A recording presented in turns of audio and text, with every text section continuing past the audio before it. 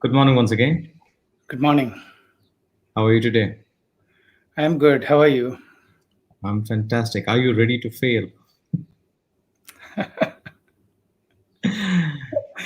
That's such a bizarre question. Any sane person will not answer. Uh, yes. But considering it is a stepping stone, Hmm. we need to be open to that, I believe. You always have to be, right? It's not about creating the same failures or same mistakes. It's about being open to the idea of failure.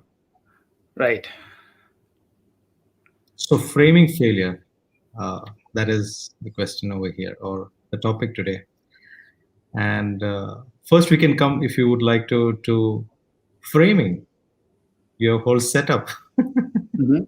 how each one uh, is something that you're ready to fail and experiment and learn from it, right? It's and you can think of any setup that for that matter, whether it is a setup for the interview, or a setup for life, or a setup for work, or a setup for relationships.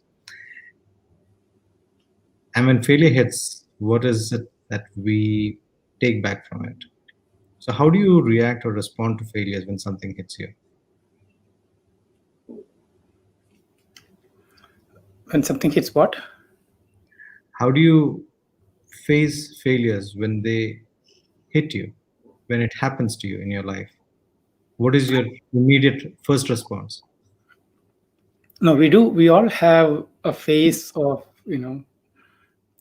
feeling sorry about it. And that's, I believe, something that we cannot exclude. Hmm. But being able to pick up from there, get up again and run with it. Hmm.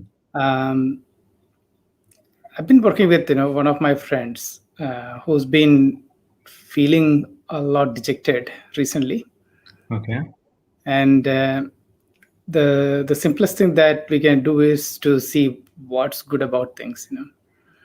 So it is like, did you mean framing failure by framing the failure for ourselves? Yeah. Okay, yeah. So that's practically the same thing that we are doing. We are framing what's good in all these things, Hmm. right? Rather, we are framing the words, framing the phrases, you know Yes. framing the scenarios or the situations, Yeah. and that makes a lot of difference, suddenly. I'm not Hmm. doing this as a professional or anything like that, but it is like just a friend to friend. I think that really helps, to be able to see through the failures. Hmm. um, I think that's, in a way, that's how I interpret it, as framing the failure.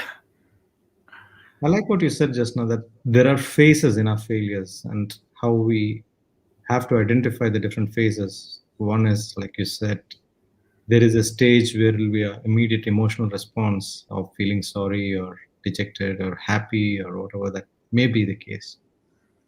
And then to move on to the next phase. Mhm.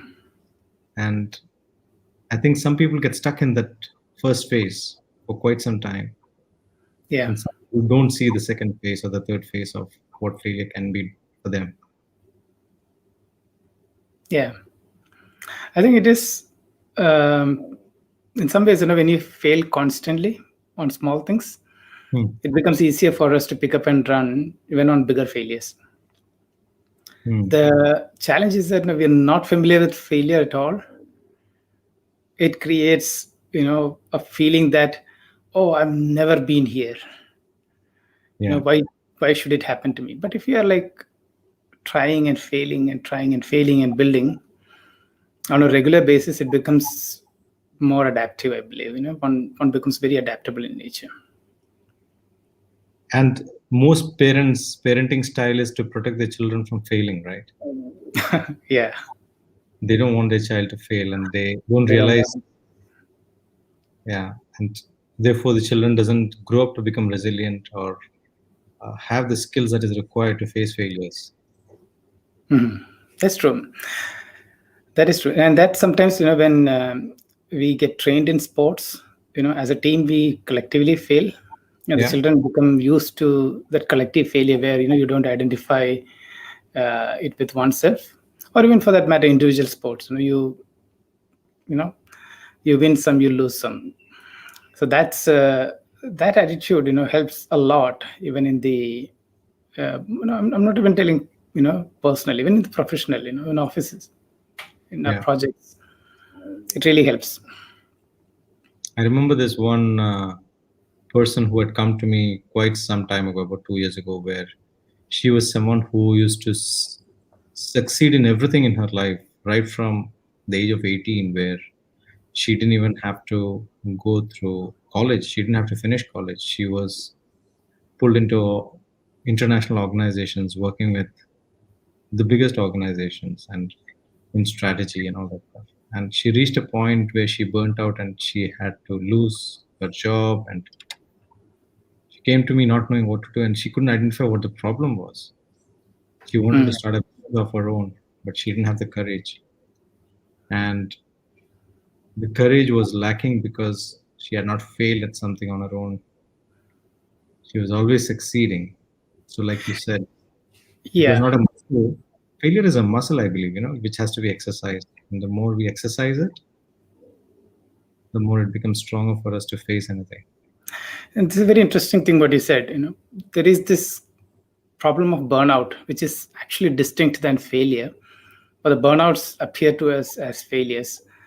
And the only reason burnouts happen is that we always keep setting the bar. We keep pushing the bar up, up, up, and there's a point where we cannot turn around and take a step back, and Hmm. eventually we burn out.